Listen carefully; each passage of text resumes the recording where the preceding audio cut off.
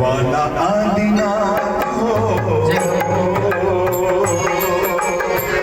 अब तुम पास नहीं आश मन छोड़ा निराश सो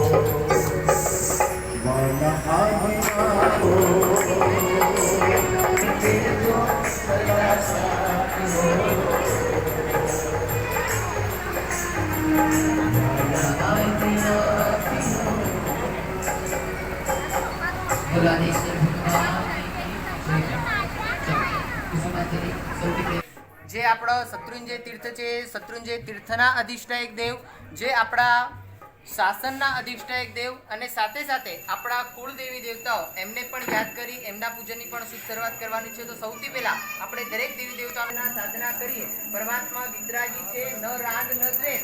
પરમાત્મા કઈ આપે કે ન આપે, પણ એમ કહેવાય કે પરમાત્માની આરાધના, પૂજા, સેવા, ભક્તિ કરવાથી અધિષ્ઠાયક દેવી દેવતાઓ પ્રસન્ન થાય, આપણા મનોમાનસિક પરિપૂર્ણ કરે.